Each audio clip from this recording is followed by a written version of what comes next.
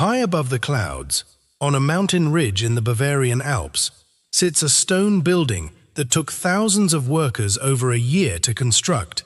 connected to the valley below by a road carved directly into solid rock and an elevator that rises through the mountain itself. It was built as a 50th birthday gift for one of history's most destructive men. This is the story of the Eagle's Nest. Before we continue, if you're enjoying these deep dives into World War II history, please follow our Facebook page and subscribe to our YouTube channel. It genuinely helps us keep bringing you these stories, and we would love to have you as part of this journey. Now, let's step back into the 1930s, into the Bavarian Alps of southern Germany. Long before he became Chancellor of Germany, Adolf Hitler had developed a genuine personal fondness for the regions surrounding Berchtesgaden, a small Bavarian town nestled among the mountains near the Austrian border, where he had spent time in the 1920s while writing and developing his political ideology.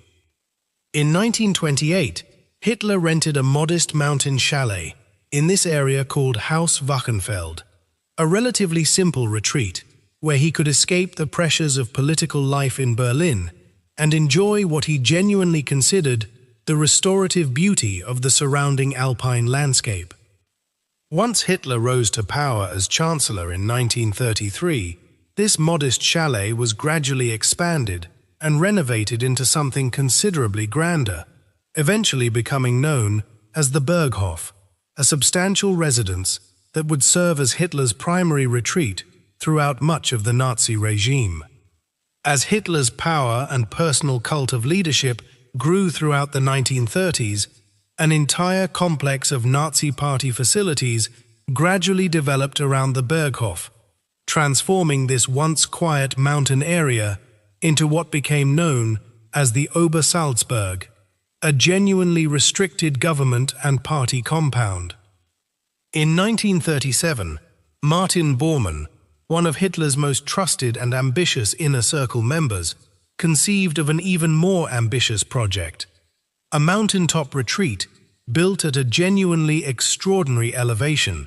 intended specifically as a monumental 50th birthday gift for Hitler in 1939. This proposed structure would be built atop the Kehlstein, a mountain peak rising over 6,000 feet above the valley floor, a location chosen specifically for its genuinely breathtaking panoramic views stretching across the surrounding Alps and into neighboring Austria. Constructing a building at this genuinely extreme elevation presented enormous engineering challenges. Workers first needed to build a road carved directly into the mountainside, winding upward through multiple tunnels blasted through solid rock to eventually reach the building site itself. This road alone represented a genuinely remarkable feat of engineering, rising nearly 2,000 feet in elevation across roughly 4 miles of carefully constructed mountain highway, complete with 5 separate tunnels carved directly through the mountain's rocky interior. Even after reaching the end of this remarkable road, visitors still needed to travel the final stretch upward through the mountain's interior itself, accomplished through a genuinely extraordinary elevator shaft bored directly through solid rock, rising over 300 feet in seconds. This elevator, finished with polished brass fittings and green marble walls, carried visitors from the tunnel's endpoint directly up through the mountain's interior to the building's main level, an experience genuinely designed to impress and even intimidate anyone making this remarkable journey. Construction of the mountaintop building itself, along with the access road and elevator system, employed thousands of workers and required genuinely massive resources, reportedly completed in just over a year despite the extraordinarily challenging alpine conditions and elevation involved. The building itself, once completed, featured a genuinely impressive Great Hall with panoramic windows offering breathtaking views across the surrounding mountain ranges, along with a formal dining room, various meeting spaces, and comfortable accommodations for visiting dignitaries.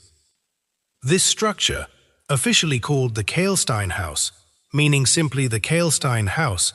became more popularly known by a nickname given by French diplomat François Poncet,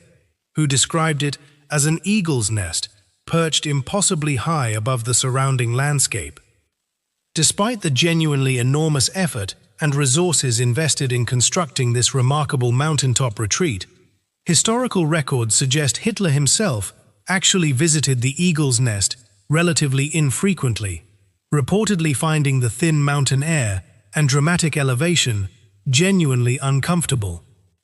Some historical accounts suggest Hitler suffered from a mild fear of heights, or genuinely experienced discomfort related to his existing health conditions when spending extended time at such high elevation,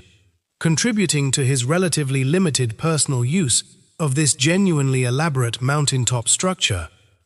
Instead, the eagle's nest was more frequently used for hosting visiting foreign dignitaries and important guests, where the genuinely spectacular views and impressive engineering served a clear propaganda purpose, showcasing German technological achievement and Hitler's personal grandeur to international visitors. Notable visitors to the eagle's nest reportedly included various foreign ambassadors, military officials, and even British Prime Minister Neville Chamberlain's representatives during the tense diplomatic negotiations preceding the outbreak of the Second World War in 1939. The broader Obersalzberg complex surrounding both the Berghof and the Eagle's Nest genuinely functioned as an alternative center of German government throughout much of the war, with Hitler spending considerable time there directing military operations away from Berlin.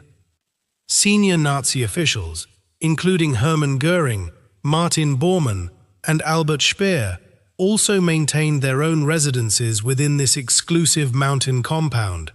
creating a genuinely significant secondary seat of Nazi power entirely separate from Berlin's official government buildings. Throughout the war years, numerous genuinely significant historical events and decisions occurred within this alpine complex, including strategic military planning sessions and diplomatic meetings that would prove genuinely consequential to the broader course of the entire conflict. As the war progressed and Germany's military situation deteriorated throughout 1944 and 1945, Hitler increasingly spent his time at his underground bunker in Berlin rather than the Obersalzberg complex, though the mountain retreat remained officially maintained throughout this period. In April 1945, as Allied forces closed in on Germany from multiple directions, British bombers launched a significant air raid specifically targeting the Obersalzberg complex, severely damaging the Berghof and several surrounding buildings, though the Eagle's Nest itself, positioned at its extreme elevation, survived largely intact. Shortly afterward, American forces advanced into the region and occupied the entire Obersalzberg complex, including the surprisingly undamaged Eagle's Nest, discovering the elaborate mountaintop structure largely intact despite the earlier bombing raid on the buildings below.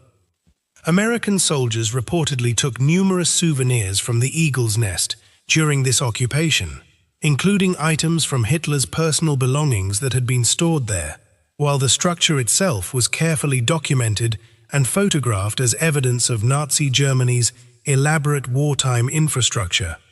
Following Germany's surrender, the fate of the entire Obersalzberg complex, including the Eagle's Nest, remained genuinely uncertain for several years, as Allied occupation authorities debated whether to demolish these buildings entirely or preserve them for historical and educational purposes. Ultimately, the severely damaged Berghof and most surrounding Nazi-era buildings were demolished, specifically to prevent the site from becoming a pilgrimage destination for Nazi sympathizers, though the Eagle's Nest itself, due to its genuine engineering significance, was preserved rather than destroyed. The Eagle's Nest was eventually returned to Bavarian state control, and beginning in the 1950s, it was gradually repurposed as a mountain restaurant and popular tourist destination, allowing visitors to experience the genuinely remarkable engineering and spectacular views without glorifying its original historical purpose. Today, this careful approach to preserving the eagle's nest while deliberately demolishing the more directly Nazi-associated Berghof reflects a broader, genuinely thoughtful German strategy for handling historically significant but morally troubling sites connected to the Nazi era. The nearby Obersalzberg area now also houses a dedicated documentation center, a genuinely important museum specifically designed to educate visitors about the site's Nazi-era history, the broader crimes of the regime, and the dangers of totalitarian ideology more generally. This educational approach ensures that visitors genuinely understand the full historical context of the eagle's nest, rather than experiencing it purely as a scenic mountain attraction, disconnected from the genuinely troubling history of the regime that originally constructed it. Today, thousands of tourists visit the eagle's nest annually, primarily drawn by its genuinely spectacular panoramic views across the Bavarian and Austrian Alps, along with the remarkable engineering achievement represented by its access road, tunnels, and mountain-carved elevator system. Historians studying the eagle's nest today generally view it as a genuinely fascinating case study in totalitarian architecture and propaganda,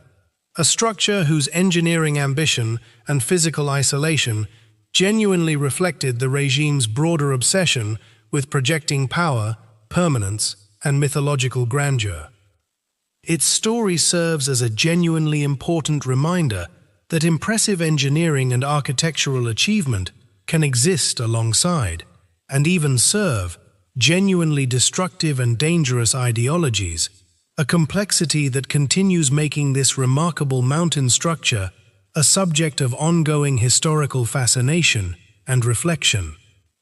Thanks so much for watching. If this untold story about mountains, engineering, and difficult history surprised you, please leave a comment below, follow our Facebook page, and subscribe to our YouTube channel for more untold stories from World War II.